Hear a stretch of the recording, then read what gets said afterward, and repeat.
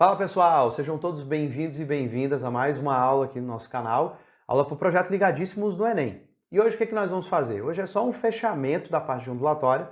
Ao longo desses meses a gente fez um passeio aí pelos principais assuntos de ondulatória, tratando daquilo que é mais essencial para a prova do Enem, dentro daquilo também que é exigido nos principais vestibulares. Hoje eu quero fazer um complemento, apenas um complemento rápido desse assunto. Quero trazer dois temas para vocês, tá? A gente vai começar falando hoje sobre ondas de choque, que é um assunto que está ligado com o efeito Doppler, tá bom? A gente precisa daquela base do efeito Doppler para entender. Tanto é que você vai ver que no comecinho eu vou retomar exatamente aquelas mesmas ideias que eu trouxe na aula de efeito Doppler. Se você não tem ideia do que é isso, dá uma olhada na última aula do nosso canal. E nós vamos fechar falando sobre escala decibel. Esse era um assunto que eu comentei por alto quando nós falamos de intensidade sonora, lá na aula de som, de ondas sonoras. Eu disse para vocês que na intensidade a gente tem uma medida que é a escala decibel, mas que eu não falaria naquele momento sobre o assunto, que eu ia deixar para depois. E o momento é agora, tá bom? Então são esses dois assuntos, é um complemento rápido. Hoje a aula é um pouco mais curta do que a que vocês estão acostumados aqui no canal, tá certo? Então vamos seguir. Sobre ondas de choque, antes da gente começar aqui rapidinho, ondas de choque estão relacionadas com alguns fenômenos bem curiosos, algumas notícias curiosas. Vou mostrar algumas para vocês. Em especial, eu queria trazer uma que teve grande repercussão recente, que foi aquela história do porto, da explosão no porto de Beirute, que foi percebida a regiões a vários quilômetros de distância. Tem várias imagens que chegaram aí da internet que são bem chocantes, as pessoas na rua e veem a explosão e depois de um tempo escutam aquele estrondo, que é bem característico da onda de choque.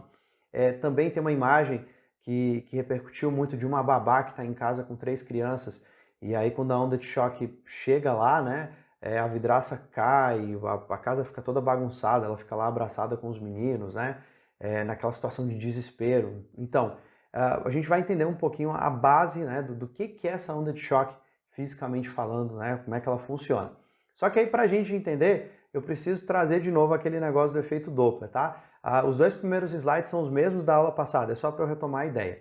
Gente, aqui é só para lembrar mesmo, tá? Eu vou passar isso aqui bem rápido. A gente tem aqui uma fonte sonora, circulando aqui para vocês a fonte sonora, e ela está em repouso. E aí o que acontece? Você vê as frentes de onda, todas bonitinhas, aí são circunferências. A gente está tendo uma visão em 2 dimensões, Se fosse uma visão em 3 dimensões, nós veríamos uma esfera.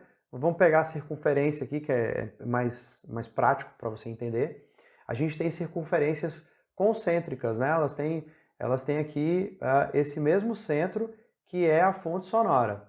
E aí você vê esse desenho todo bonitinho, ó. Em todos os lados que eu pego, se eu venho aqui para esse lado, ó, e tiro a medida do comprimento de onda, é a mesma medida que eu tenho aqui, ó, desse outro lado, ou a mesma medida que eu tenho em cima, ou embaixo, se eu conseguisse tirar o comprimento de onda, seria a mesma medida. A situação não se repete quando você tem, por exemplo, a fonte em movimento, tá? E para falar de onda de choque, fica mais interessante a gente destacar essa história da fonte em movimento, tá bom? Então, quando a fonte está em movimento, cada frente de onda vai ser gerada a partir de um ponto diferente. Isso aqui eu já disse para vocês, Por exemplo, essa frente de onda que está bem aqui, ela é gerada quando o cara está aqui, nesse ponto, por exemplo, Essa outra frente de onda, o camarada já tinha andado mais um pouco, ele está um pouco mais na frente. Então, quer dizer, à medida que ele vai caminhando, ele também vai causando uma certa distorção nessa visão que a gente tem da onda sonora, tá? E aí o que nós vamos perceber? Que elas vão ficar as frentes de onda vão ficar um pouco mais espaçadas atrás da fonte. Então, quer dizer, o comprimento de onda vai ficar um pouquinho maior, a percepção que a gente vai ter é de que ele é um pouco maior. E aqui na frente, a gente vai ter a sensação de que ele é um pouquinho mais curto. E foi aí no efeito Doppler que a gente disse, ó, se você estiver nessa situação onde você percebe um comprimento de onda menor, a gente vai dizer que você está escutando, você está percebendo um som mais agudo. E quando você está nessa parte aqui de trás, que eu estou circulando agora, você detecta um som mais grave. Foi isso que a gente conversou, a base teórica, digamos assim, na base teórica de efeito Doppler. Bom, o que acontece? Quando você está escutando uma ambulância, um carro de polícia, enfim, veículos que apesar de rápidos, não são tão rápidos quanto um avião, por exemplo, a gente percebe essa continuidade do som, Tá se aproximando da gente, o som vai ficando agudo, tá se afastando, vai ficando grave e tal. mas a gente não sente assim um estrondo, um som violento, um som que vem de uma vez, tá? Quando é que isso acontece? A gente vai ter uma situação bem característica quando você tem, por exemplo, um avião, tá? E esse avião está lá ultrapassando a barreira do som, quer dizer, está mais rápido do que o som.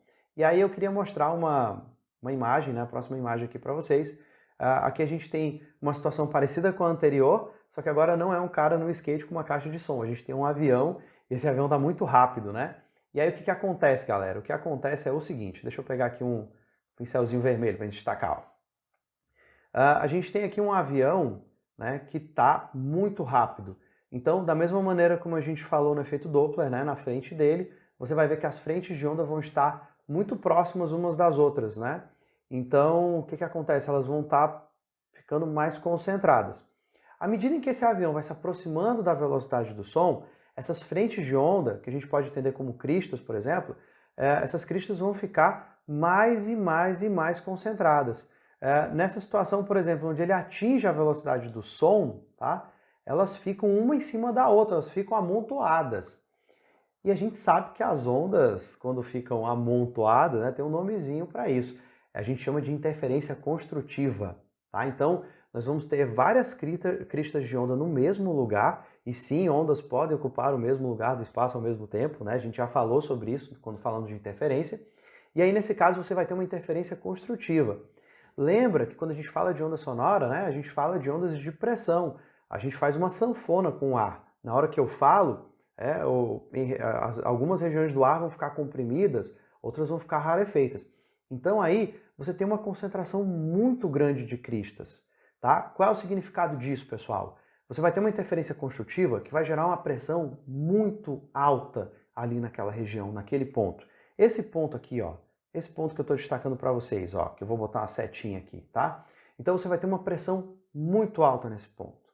Inclusive é isso que vai gerar aquela imagem bem curiosa, eu vou já mostrar no próximo slide para vocês, quando o avião atinge essa velocidade do som, né, que seria o ponto de Mach 1, tá? Seria o Mach 1 quando ele atinge a velocidade sonora, a velocidade do som, forma-se uma nuvem ao redor dele. É porque ali a pressão é tão grande que as moléculas de ar que estão no ar, que estão suspensas, né, que estão nas imediações, elas vão terminar condensando e formando aquela nuvenzinha que a gente observa ao redor da aeronave. Tá? Deixa eu mostrar rapidinho essa imagem para vocês e aí eu volto para aquela, tá? Essa imagem, ó. Se vocês pesquisarem vídeos no YouTube, avião supersônico e tal, na hora que ele atinge a velocidade do som, a gente percebe essa nuvem atrás dele, certo? Ao redor dele.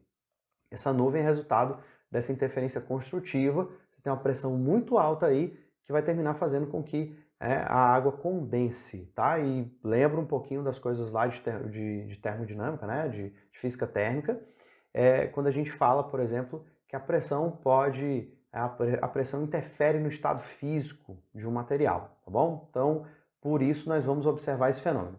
Só voltando aqui, pessoal, o que acontece? Olha, se o avião ultrapassa essa barreira, né? Se ele ultrapassa a velocidade do som, o que vai acontecer? O que vai acontecer é que a gente vai formar, ó, olha aqui para esse desenho, tá? Para esse desenho aqui do cantinho, mais pertinho de mim, você vai ver aí essas frentes de onda, e aí elas vão terminar coincidindo não só em um ponto, como nessa segunda aqui, ó, nessa figura do meio. Eles vão terminar coincidindo, né, fazendo interferência construtiva em vários pontos, ó. Só destacando aqui alguns para vocês, ó, os que eu consegui enxergar aqui.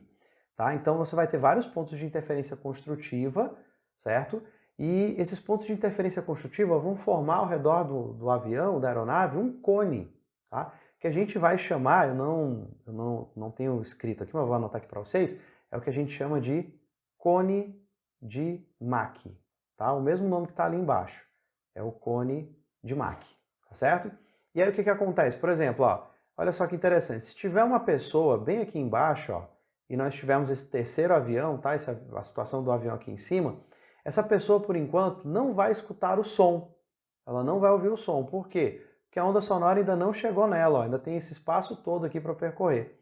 Então, à medida em que o avião vai andando, tá? Vai se deslocando, esse cone também vai se deslocando, esse cone que se forma ao redor do avião. E aí esse cone, em um determinado momento, ó, como ele está todo se deslocando para cá, né, para a sua esquerda, em algum momento ele vai chegar nesse observador. E quando chegar no observador, não vai ser como no efeito Doppler, que você vai vendo, o som vai ficando agudo, depois vai ficando grave. Não, você vai escutar logo um estrondo logo, né? Vai ser uma coisa mais abrupta, mais violenta, certo? E isso é o que caracteriza o que a gente chama de onda de choque.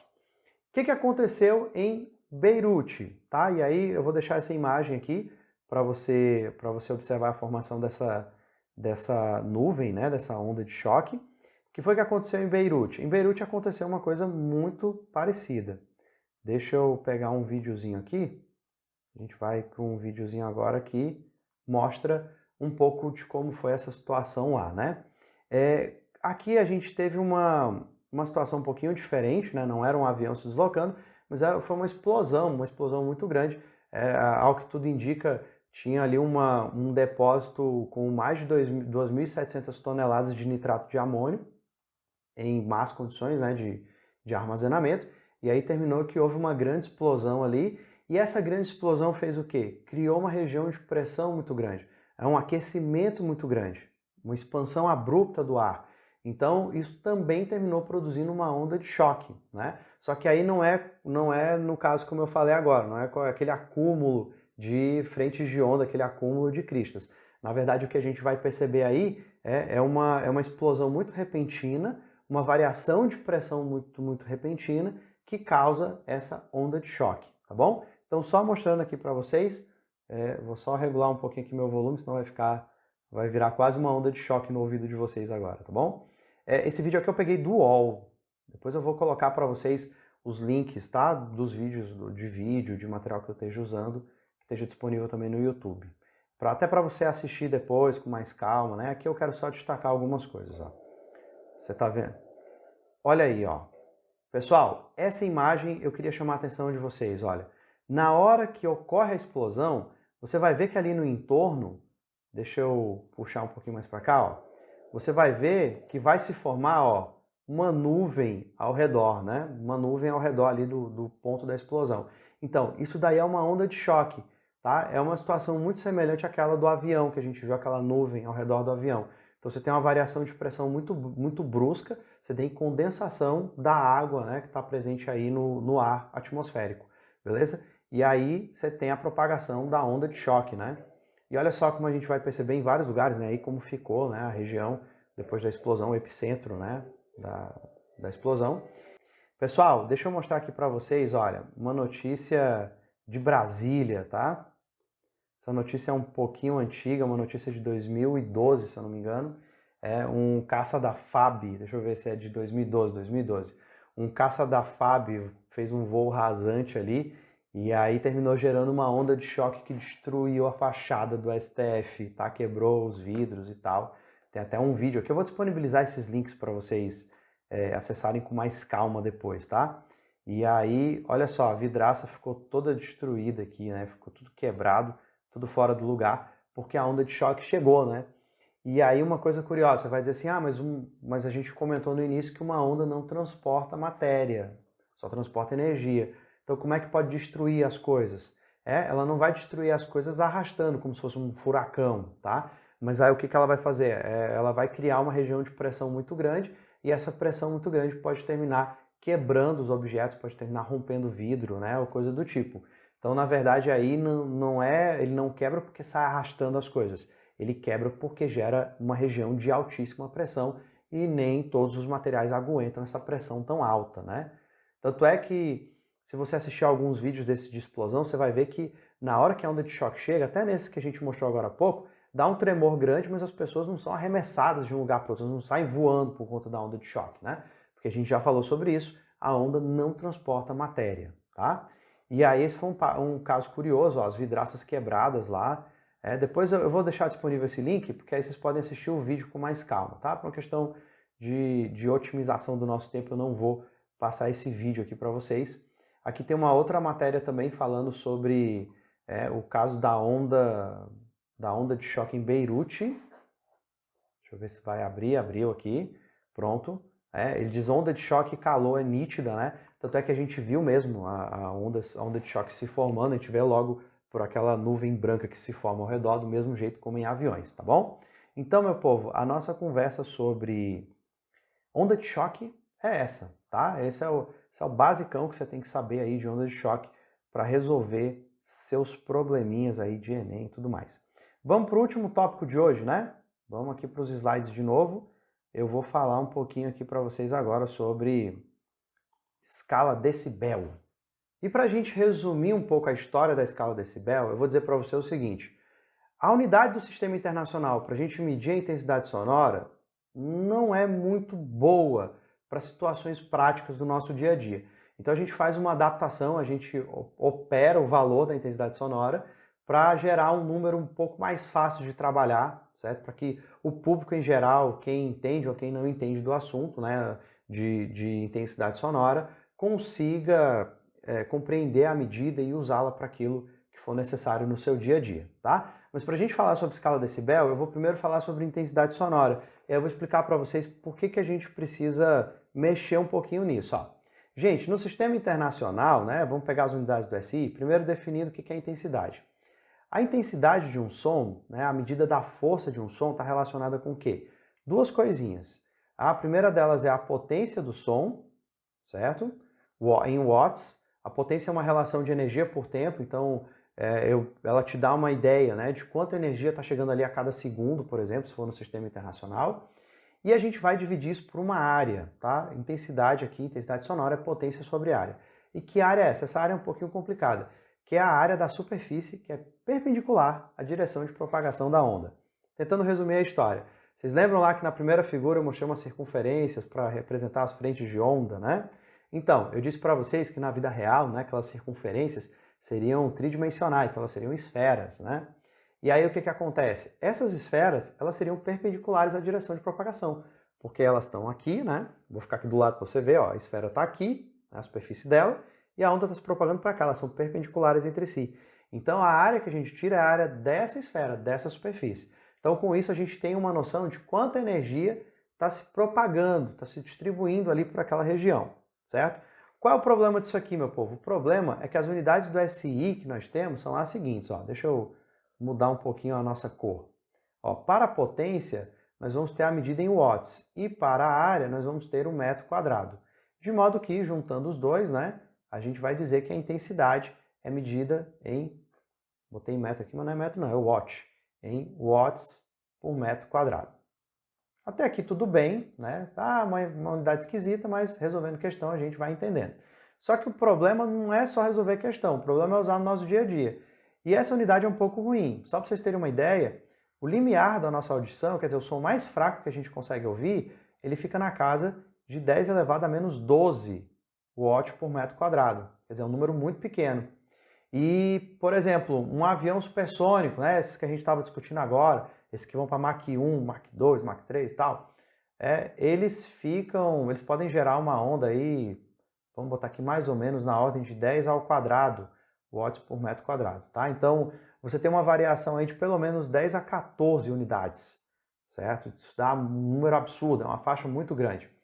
E aí você vê que são muitas potências de 10. Vocês vão entender melhor isso que eu estou dizendo, essa dificuldade, quando eu mostrar a próxima tabela. Vocês vão ver como os números são ruins de trabalhar e como a gente resolve isso na escala decibel. Vamos fazer o seguinte, deixa eu mostrar logo para vocês isso, ó. Para vocês terem uma noção de como é ruim trabalhar com a unidade do SI, né? O SI é um padrão, mas nem sempre ele é o melhor caminho. Veja só, o limiar da dor, aquele som que dói no seu ouvido, ele é na faixa de 1 watt por metro quadrado.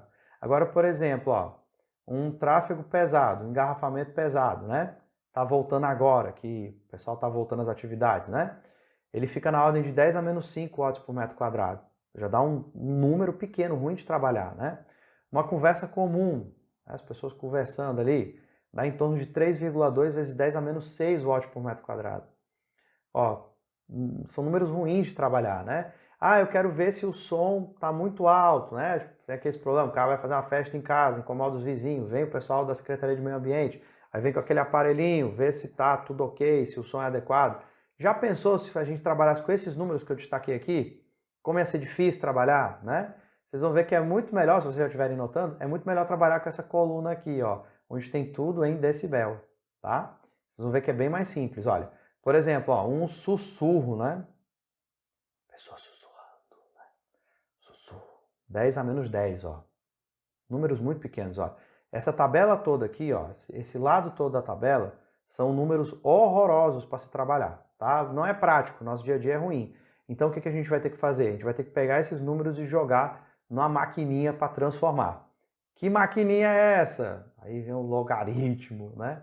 Que maquininha é essa? Vocês estão vendo que tem a potência de 10, né? A faixa é muito grande. Então toda vez que a gente cai em situações como essa, que tem muita potência de 10 aí, que é uma faixa muito grande, a gente vai trabalhar mais com ordem de grandeza do que com os números precisamente, vale a pena a gente jogar no logaritmo, tá? Só que eu vou logo dizendo para vocês o seguinte, a gente sempre vai medir o nível sonoro comparando a intensidade do som que eu tenho no momento, tá? Aquele som que eu estou analisando, com o limiar da nossa audição, com aquele som mais fraco que a gente consegue ouvir, né? Que eu disse agora há pouco para vocês que vale 10 a menos 12. Esse de baixo, ele é sempre fixo, tá? 10 a menos 12 watts por metro quadrado, tá bom? Esse resultado sempre fica ali. E aí sempre quando a gente vai medir nível sonoro, a gente está fazendo uma comparação do som que eu tenho no momento com esse som mais fraco que seria audível. Só que como eu disse para vocês, o que a gente faz? A gente não opera eles do jeito que eles estão aí, a gente joga dentro do logaritmo, né? Porque aí o logaritmo vai nos ajudar a trabalhar com números um pouco maiores. Isso aqui, pessoal, se eu fizer só do jeito que está aqui, isso aqui, apesar de ser adimensional, o pessoal que é mais criterioso na matemática vai ver intensidade dividido por intensidade, cancela as unidades, não sobra nada, mas a gente costuma dar um nomezinho para o número que é resultante disso aí, a gente chama o valor de Bell, tá? Não sei quantos, né? O valor daí, não sei, tantos Bells. E aí o que acontece? Em homenagem ao Graham-Bell, né? O famoso Graham-Bell. Só que mesmo assim, esse Bell ainda é muito grande, uma unidade muito grande, e aí termina sendo ruim de você trabalhar com situações no dia a dia. Então o que a gente faz? A gente multiplica ainda por 10. Aí quando eu multiplico por 10, ele deixa de ser Bell, ele vira decibel. Tanto é que alguns livros eles botam entre parênteses assim, ó, 10 dB, para dizer que esse 10 transforma em decibel, essa marcação. Na prática você vai só multiplicar por 10, tá? Esse dB é só para você saber que no final a gente bota esse decibel aí, que vai ser a nossa unidadezinha. E isso é o que, meu povo? Isso aqui é uma coisa que a gente chama de nível sonoro. Às vezes o pessoal representa só por um Nzinho, um N maiúsculo, ou então pela letra beta, né, o alfabeto grego. Eu estou usando o beta, que é o mais comum nos livros, mas se tiver um N, não se preocupa, também pode ser assim, tá certo? Então a expressãozinha que a gente vai trabalhar é exatamente essa aqui que eu acabei de escrever, tá? Você vai pegar 10 e vai multiplicar por esse logaritmo aí. Só avisando logo para vocês, né? Ah, eu não sei nada de logaritmo. Vai no YouTube, procura uma videoaula sobre a parte básica, tá? Para resolver as questões de física aqui, você só precisa do basicão de logaritmo e propriedades elementares. Vocês vão ver na hora dos exercícios, tá certo? Eu vou passar aqui, essa equação vai aparecer de novo nos nossos slides, eu vou só passar aqui para você ver como é que fica as medidas, né? Olha só essa daqui, meu povo, ó. Aquele que era 1 virou 120 decibéis, né? Professor, é decibel, decibels ou decibéis? Tanto faz, as duas formas são aceitas, tá? Por isso que às vezes eu fico trocando, vou de uma para outra. Por exemplo, o tráfego pesado, que era 10 a menos 5, agora são 70 decibéis. Uma conversa comum, 3,2 vezes 10 a menos 6, 65 decibéis. Olha como fica mais bonitinho a gente trabalhar os números. E o limiar da audição, né? Opa, o limiar da audição. Eu fiz uma onda aqui, né? É que eu estou querendo pegar na caneta da mesa e no mouse ao mesmo tempo. Limiar da audição, 10 a menos 12. Fica ruim de trabalhar, melhor dizer que é 0. Abaixo disso aí você não escuta. Tá? Então, você vê aí que jogando esse logaritmo, parece que a gente está complicando, mas na verdade a gente está tornando os valores mais acessíveis, tá? Eu sei que na prática, no dia a dia, isso é bom, mas quando vai para as contas, né, que tem que usar logaritmo nas questões de vestibular, de Enem, é para desgraçar a sua vida, né? Mas tenha calma, nem sempre os caras exigem essas contas, às vezes eles só querem coisas simples, como você vai já ver nas questões do Enem. Antes de eu ir para a questão, eu quero só mostrar uma coisa aqui para vocês, ó, dá só uma olhada. E se eu escutar um som de nível muito grande, né? Assim, um som muito intenso, isso vai me causar lesões auditivas imediatamente? Se for uma onda de choque, como aqueles estrondos, né, que a gente comentou agora há pouco, esses daí sim, porque eles são muito intensos, né? Eles são muito fortes, então eles podem sim causar danos ao seu ouvido imediatamente. No entanto, a maioria das coisas, né, do nosso dia a dia tem um tempo para isso, tá? Então, por exemplo, eu gosto de ficar ouvindo música no fone de ouvido, escuto música muito alta, que não é alta, é muito forte, né? Volume alto, né? E aí o que acontece? Tem um tempo para isso, tá? Você está escutando lá um som muito intenso, você tem direito, digamos assim, a ficar alguns minutos ou algumas horas, dependendo, né, do nível que você esteja ouvindo. Só mostrando alguns dados aqui para vocês. Ó. Por exemplo, ó, um som de 85 decibéis, dá para você ficar exposto mais ou menos umas 8 horas sem ter danos auditivos, né, graves. 80 decibéis ficaria aqui um pouquinho acima de um tráfego pesado, certo? Outra situação, deixa eu ver uma que dê para comparar logo aqui, né? O trem passando perto, né? Um trem perto, um trem elevado, ficaria aqui em torno de 1 hora, quer dizer, já dá para ficar pouco tempo ouvindo, né? Se você ficar ali, por exemplo, profissionais que usam equipamentos muito barulhentos, né? A britadeira, o cara tem que usar um equipamento para proteger os ouvidos, porque o tempo de exposição é curtíssimo, que ele já fica lá naquele limiar da dor. Então o cara teria que ficar pouquíssimos minutos, ou alguns segundos, usando equipamentos sem causar danos para o seu ouvido. E como a realidade não é essa, ele tem que ficar algum bom tempo fazendo isso, né? Ele tem que usar o protetor auricular. Bom, só retomando aquela equação aqui para vocês, eu terminei pulando aqui para outro slide, mas só mostrando aqui a equação para vocês para a gente fechar. O nível sonoro é isso, pessoal. Tá? Deixa eu destacar aqui umas coisinhas, ó. Deixa eu pegar o canetinha. Dá só uma olhada, ó. A gente tem aqui o beta, né, nível de intensidade sonora, a gente multiplica por 10 e aqui a gente tem o logaritmo. Sempre é o I sobre I0. O I0 é 10 a menos 12, tá bom? Sempre, sempre, sempre. Só que normalmente você nem precisa se preocupar com isso, tá? Porque as questões indicam às vezes a fórmula e esse 10 a menos 12. O 10 a menos 12 é quase certo eles indicarem, é muito comum mesmo, tá bom? Então, meu povo, com isso a gente fecha a parte teórica, vamos para o exercício, para a gente fechar a aula de hoje. Primeira questão, galera, bem simplesinha, tá? A questão de Enem, o Enem PPL 2013. E aí, como é que a questão funciona, né? Deixa eu só trocar aqui meu pincel. Pronto, é assim. Visando reduzir a poluição sonora de uma cidade, a Câmara de Vereadores aprovou uma lei que impõe o limite máximo de 40 decibéis para o nível sonoro permitido após 22 horas, o nível sonoro. Ao aprovar a referida lei, os vereadores estão limitando qual característica da onda? Meu povo, ele está falando de decibel de nível sonoro. Isso é o quê? Isso é a altura da onda? Não, senão ele está falando de frequência.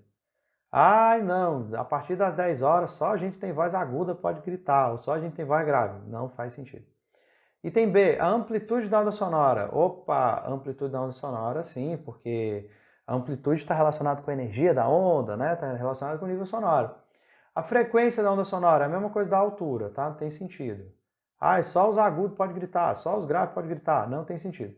A velocidade da onda sonora. Velocidade a gente já discutiu desde as primeiras aulas. A velocidade da onda só depende do meio onde ela se encontra. Então, se é o ar, não importa se é um som muito forte, um som fraco, vai se propagar com a mesma velocidade.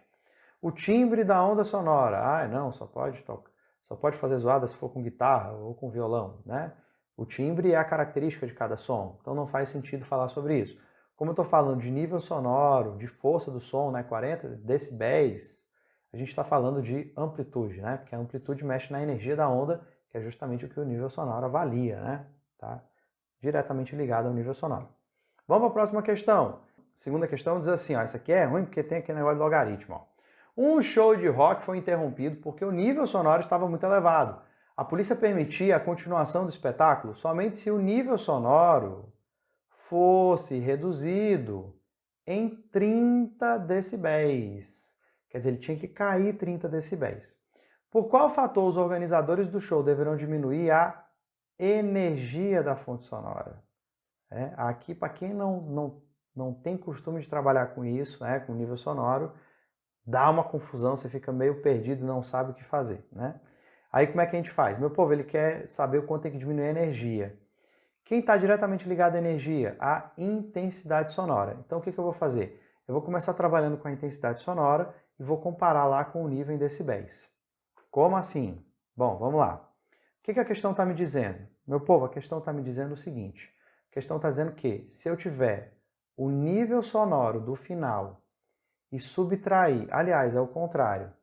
Se eu tiver o nível sonoro do início, tá? E eu subtrair dele o nível sonoro final, tem que dar uma diferença de 30 decibéis. E aí o que eu aconselho que você faça? Eu aconselho que você olhe um de cada vez, tá? Então, por exemplo, vamos ver o nível sonoro no início. Como é que a gente tinha o nível sonoro no início? Ele era assim, ó. É só repetir a fórmula, tá? Aquela fórmula que eu mostrei para vocês. Você vai pegar o 10 e vai multiplicar pelo logaritmo da intensidade. Como aqui a gente está falando do início, nós temos a intensidade do início, certo? Dividido pela intensidade do limiar, né? Eu ia dizer do final, mas não. Sempre embaixo é a do limiar, aquela mínima para você perceber um som. Bom, vou deixar do jeito que tá certo? Vamos falar da do final. No final, meu povo, eu vou só repetir a expressão, vou só mudar uma besteirinha, ó. O nível sonoro do final é 10, que multiplica o logaritmo da intensidade sonora final sobre aquela que está relacionada com o limiar da audição, tá bom? Então o que eu vou fazer? Eu vou só substituir esses valores que eu marquei agora, eu vou substituir nessa expressão de cima. Só que antes, eu vou lembrar a vocês uma propriedade de logaritmo. Qual é essa propriedade? A propriedade é a seguinte, ó, toda vida que eu tenho, né, dentro do logaritmo uma divisão, você pode separar os elementos aí. E como é que eu separo? Eu separo assim, ó. Eu posso fazer o log de o de cima, né? Pego o de cima, a intensidade inicial, menos o log do cara de baixo, que é o limiar da audição. E aí o que você vai fazer? Você vai repetir esse procedimento aqui. Você vai pegar e vai botar 10, que multiplica, tá? Mesma coisa, ó, só que aqui é a intensidade final na frente. Então você vai botar o log da intensidade final menos o log do I0, né? Para quem está voando nisso que eu fiz agora, nesse procedimento, isso aqui, pessoal, é propriedade de logaritmo, tá? Você vai nas propriedades básicas, uma das primeiras coisas que você aprende é que dá para fazer esse tipo de construção. Então, o que a gente vai fazer agora? Agora a gente vai para a parte final, onde eu vou juntar esses elementos, tá? Nessa coisa aqui de cima, ó. Só que eu vou fazer assim, eu vou abrir um outro slide, deixa eu pegar aqui rapidinho um outro slide para a gente finalizar esse problema. Bom, vamos lá. Meu povo, eu vou ficar aqui indo e voltando só para a gente pegar os dados, tá? Então eu vou começar com essa informação aqui de cima, certo? Vou pegar isso aqui. Então eu vou dizer para você que o nível sonoro inicial menos o nível sonoro final tem que dar 30. Tá? Vou nem botar decibel para a gente não ficar preso às unidades aqui, se confundir com as unidades. Aí o que a gente vai fazer? Deixa eu mudar a cor da minha canetinha aqui, só para a gente detalhar aqui as coisas. Então o que eu vou fazer? No lugar do BI, né, do beta I, eu vou botar essa turma aqui, ó. Eu vou botar isso aqui, porque isso aqui é o beta I, certo? Então eu vou escrever, ó, no lugar do beta I, eu vou botar essa turma aqui, ó. Eu vou botar 10, que multiplica o log da intensidade inicial menos o log do limiar da audição. Aí do outro lado, o que eu vou fazer? Eu vou jogar esse outro cara aqui, né? Que se a gente for olhar lá, ó, voltar aqui, ó, é esse valor, ó. 10 vezes o log de final, log do I0. Então eu vou botar aqui, ó, 10 que multiplica o log do I final, né? Eu acho que eu disse inicial, mas é o final, menos o log de I0. E aí, isso aqui vai dar igual a 30. Então vamos lá, meu povo. O que a gente vai tentar fazer aqui, né? O que a gente vai tentar descobrir? Vamos ver o quanto é que tem que ser a redução, né, da nossa intensidade sonora. Então o que eu vou fazer? Todo mundo tem 10, então eu vou botar o 10 em evidência. Então vai ficar assim, ó, vai ficar 10, tá? Desse primeiro termo aqui, eu vou pegar todo mundo que não é 10 e vou jogar dentro do parêntese, ó. Então o log da intensidade inicial é meio burocrático, né? Isso aqui, log do I0. Bom, aí aqui menos, né? O menos vai trocar o sinal de todo mundo. Eu já botei esse 10 em evidência, então agora eu vou botar todo mundo que não é 10. Só que como tem um sinal de menos aqui, eu vou trocando o sinalzinho de todo mundo. Então aqui era o log de IF, vai ficar menos o log de IF. E aqui vai ficar menos com menos, vai dar mais. Então vai ficar mais o log de I0. Quanto é que dá isso aqui, meu povo? Isso aqui dá 30. Aí o que você vai notar? menos log de zero com mais log de zero, vai-se embora. Deixa eu mudar a cor aqui para a gente destacar. Então agora o que nós vamos ter? Nós vamos ter 10 que multiplica o log da intensidade inicial menos o log da intensidade final. Isso aqui vai ter que ser igual a 30. E aí o que eu vou fazer? Aquela propriedade do logaritmo que eu apliquei aqui, eu vou desfazer. Como assim? É um logaritmo menos o outro, eles têm a mesma base, então dá para eu juntar os dois assim, ó. O log de, tá? I inicial sobre I final. E isso tem que ser igual a quanto? Isso tem que ser igual a 30, tá bom? E aí o que eu vou fazer nessa história? Eu vou fazer isso, galera. Eu vou cancelar isso com isso aqui, certo? Então nós vamos ter no final que o logaritmo de I inicial sobre I final é igual a 3, tá? Só que aí a gente vai lembrar das propriedades de logaritmo, né? Porque é o seguinte, olha, aqui, meu povo, ó, quando não tem nada é porque ele está na base 10.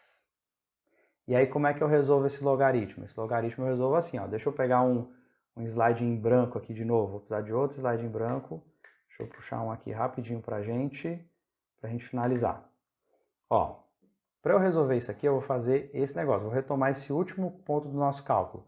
Então você tem o logaritmo, tá, de I inicial sobre I final, na base 10, isso dá igual a 3. Propriedade básica de logaritmo, como é que eu posso escrever isso? Posso escrever assim, ó, que o I inicial sobre o I final é igual a 10 ao cubo, tá? E 10 ao cubo é 1000. E aí, meu povo, chegamos na nossa resposta, porque veja bem, eu preciso então, tá? Aqui eu estou dividindo a intensidade do início pela intensidade do final. A intensidade do início, por esse meu cálculo, é 1000 vezes maior do que a do final. Então eu preciso reduzir em 1000 vezes a energia para que eu consiga diminuir 30 decibéis, tá? Então por isso, a gente volta lá para os nossos itens, né? Nosso item, e a gente marca lá o item C de casa, beleza? Questão um pouquinho chata, né? Um pouquinho burocrática, mas é isso aí. Vamos para a próxima. A próxima também tem conta, só que eu acho que ela é um pouquinho mais fácil, tá? Ou não. Vamos aqui. Questão 3 da UES, ó. Questão 3 ele já joga tudo, já tá nem aí. Ele já dá todos os dados, explica tudo, só que você tem que fazer o mais difícil, que é resolver. Então vamos lá. O nível de intensidade sonora, N, é medido numa escala logarítmica e está relacionado com a intensidade física I da onda pela expressão. Ele dá a expressão N igual a 10 log de I0, em que I0 é a intensidade do mais fraco som audível. E aí ele vai dar tudo, né? Vai dizer que ele vai dar até exemplo, ó. Se o I é igual a 10 e 0, tem esse isso e tal. Aí ele vai dizer, ó, um cachorro ao ladrar emite um som cujo nível de intensidade é 65 decibéis. Se forem 2 cachorros latindo ao mesmo tempo, em uníssono, o nível de intensidade será use log de 2 igual a 0,30. Aí quem é mais desavisado vai dizer assim, é só somar o nível sonoro dos 2 cachorros, 65, 65, 130. Ei, mas se você lembrar da tabela, deixa eu voltar aqui para a nossa tabela, 130 decibéis, cara, 130 é acima do limiar da dor. Então significa que se 2 cachorros se juntarem para latir, eles te matam. Quem trabalha no canil, morreu, né? Não tem como a pessoa sobreviver. Quem trabalha em pet shop, tem que fazer aqui, só pode entrar um cachorro por vez, se latir 2, mata todo mundo. Não tem sentido, né, meu povo? É porque não é assim, tá? Não é assim. A gente, numa olhada assim rápida, né, sem prestar muita atenção, a gente quer logo somar e marcar o item D, não tem nada a ver, certo? Quando tem 2 cachorros latindo juntos, o que vai ser o dobro? Não o nível sonoro, vai ser a intensidade, tá? E aí é isso que vai dar problema para você, porque veja só, deixa eu anotar aqui, né? Lá vai esse povo desgraçar a nossa vida, né? Então vamos fazer o seguinte, quando você tem um cachorro, tá? Um cachorrinho. O que tem um cachorro, professor? Um cachorro é o seguinte, meu povo. Um cachorro é 65 decibéis, certo? Então eu vou botar assim, que 65 é igual a 10 vezes o log de I sobre I0. A intensidade do cachorro e o I0, limiar da audição, tá? Eu vou botar assim, ó, intensidade do cachorro. Pronto. Então, o que eu vou fazer agora? Esse meu C está parecendo um O, né? Mas tá aqui. Cachorro. Pronto. Então, meu povo, o que a gente vai fazer agora? A gente vai para a situação onde tem 2 cachorros, né? Então, quando são 2 cachorros, o que a gente faz? A gente precisa levar em consideração aí que a intensidade dobra. Então, agora, pessoal, o que nós vamos ter? Nós vamos ter 2 vezes I, tá? Vai dobrar a energia de cachorro latindo no seu ouvido. Então, a gente vai tentar descobrir o nível sonoro desses 2 cachorros latindo, que vai ser o seguinte, ó. Você vai pegar 10, vai multiplicar pelo log, só que agora são 2 cachorros latindo, então você vai botar 2i sobre i0. Aí o que você vai fazer? Propriedade de logaritmo. Ó. O 2 está multiplicando pelo i. Então o que a gente pode fazer? Eu posso separar o logaritmo. Aí eu separando o logaritmo, meu povo, vai ficar assim, ó. Eu vou botar o 10 aqui, deixar o 10 em evidência, bonitinho. Aí eu posso separar e dizer que o log de 2, posso botar o log de 2 mais o log de i sobre i0, tá? Aí com isso você começa a resolver o problema. Eu vou só voltar para o enunciado para lembrar uma coisa para vocês, ó. O log de 2 é 0,3, 0,30, né? Mas vou botar só 0,3. Então vai ficar assim, ó, 10 que multiplica 0,3 mais o log de i sobre i0. Tá? Aí vai ter gente que vai dizer assim, professor, mas quanto é o log de i sobre i0? Se acalma que você vai ver como é bem facinho que a gente resolve isso, ó. Eu vou fazer o chuveirinho, cara. Vou fazer o chuveirinho, ó. 10 vezes 0,3. 10 vezes 0,3 é 3. Mais, aí você vai dizer, professor, 10 vezes log de i sobre i0. 10 vezes log de i sobre i0 é 65. Diabo é isso, né? A pessoa vai olhar e dizer, esse professor tá louco, tá inventando número. Tô não, ó. É porque aqui em cima eu já tinha definido que 10 vezes o log de i sobre 0 é 65. É um cachorro só, tá? Então, quando eu pego esse log de i sobre 0 multiplicado por 10, eu estou calculando o nível sonoro de um cachorro. Aí dá 65, que é o número que eu já tinha lá em cima, tá? Então aqui, meu povo, vai ficar 65. Então vai ficar 3 mais 65. Olha que coisa bizarra, né? Se tiver um outro cachorro atormentando sua vida, ele vai aumentar só em 3 decibéis o nível sonoro. Então vai para 68 decibéis, certo? 68 decibéis, a gente vai lá, ó, só faltava não ter, né? Item B de bola, tá aqui. Muito bem, deixar aqui as contas horrorosas, né, para traumatizar vocês. Então é isso, meu povo, com esse complementozinho, a gente finaliza a nossa parte de ondulatória. Ah, eu nunca mais vou falar de ondulatório na minha vida? Vou sim, a gente vai pegar em algum momento e tirar as nossas aulas só para resolver questões de Enem, e aí, claro, a gente vai tentar resolver o máximo possível de questões de ondulatório que já caíram no Enem. Na verdade, daqui para a prova eu vou ver se eu consigo resolver todas as questões para vocês, tá? Ter tudo resolvido aqui no nosso canal. Sendo que o que eu vou fazer logo, né, para a gente ver conteúdo? Vocês do projeto Ligadíssimos no Enem começaram a ver a parte de óptica com o Jorge, mas ele precisou sair do projeto, ele inclusive foi remanejado para outro Instituto Federal. Então, por conta disso, eu vou assumir a parte de óptica e eu vou continuar da onde ele parou. Muito provavelmente a parte de lentes esféricas. Se eu não me engano é isso. Não, vamos falar sobre refração, tá? A gente vai começar falando sobre refração, vocês vão ver que vai dar uma quebrada aí, a gente vai sair, terminamos o ondulatório e vamos para o meio da óptica, certo? Mas é para continuar esse trabalho que já vinha sendo feito aqui no projeto.